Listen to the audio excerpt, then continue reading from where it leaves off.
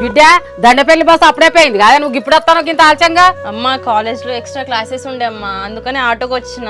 ఈ చలికాలం ఏమలే ఎక్కువ క్లాస్ చెప్పేది, లేట్ అవుతుందని అన్న ఫోన్ చేసి చెప్పావా నువ్వు? మాకే తెలియదమ్మా, సార్ ఎక్స్ట్రా క్లాస్ తీసుకుంటాడని చెప్పి బస్ మిస్ అయిందని చెప్పి ఆటోకి వచ్చిన. నువ్వు లేటుగా వచ్చినావనే నాకు భయం అవుతుంది. ఈ కాడ నుంచి లేటుగా వచ్చి అంటే అన్నకన్నా నాకన్నా ఫోన్ చేసి చెప్పాలి. సరే అమ్మా. అమ్మా సరే కానీ చాయ్ పెట్టుకో, చెల్లి నేను తాగుతాం ఇక. సరే బిడ్డ. ఏందే అన్నం తినలేదా? బాక్స్ బరువు ఉన్నది. తినలేదమ్మా. తినకుంటే ఏం చేసినవే బిడ్డ పొద్దుటి నుండి? అసలు నువ్వు కాలేజీ పోయినవా ఎక్కడన్నా పోయినవా?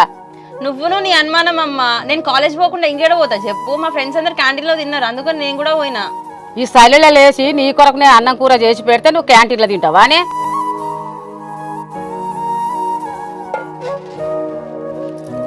ఈ చాక్లెట్ కవర్ కదా తిన్నదాన్ని బయట పారేక గిన్నె పెట్టుకున్నావు. ఏంది కవర్ బ్యాగ్లో పెడుతున్నావు పడేయకుండా? ఓ పిచ్చోడా, మన లవ్ ఓకే అయిన తర్వాత నువ్వు ఇచ్చిన నాకు ఫస్ట్ గిఫ్ట్, అందుకనే మెమరీగా దాచిపెట్టుకుంటా.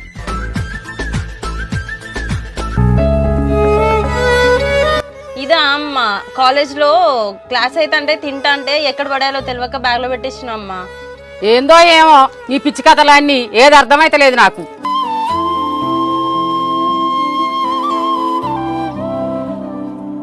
చెల్లె టిఫిన్ బాక్స్ ఎట్లా అట్లా పట్టుకొచ్చినావు? అన్నం తినలేదు, చాక్లెట్లు కావాలేమో దాచిపెట్టుకుంటాను. అసలు నువ్వు కాలేజీకి పోయినావా ఇంకేటన్నా పోయినావానే? ఏందన్నా నువ్వు కూడా అట్లా అంటాను? అమ్మ అంటే అర్థం చేసుకోదు, నువ్వు కూడా అర్థం చేసుకోవా అన్న నన్ను? ఇవన్నీ చూస్తాను నాకు ఏదో తప్పు చేస్తున్నట్టు అనిపిస్తాను చెల్లె, నిజం చెప్పా. అసలు నా దగ్గర నేను రాస్తాను నువ్వు? అన్నా నా మీద ఆ మాత్రం నమ్మకం లేదా అన్న? నేనేం తప్పు చేయట్లేదు, నీ దగ్గర ఏం దాస్తలేనన్న, నేను నన్ను నమ్ము.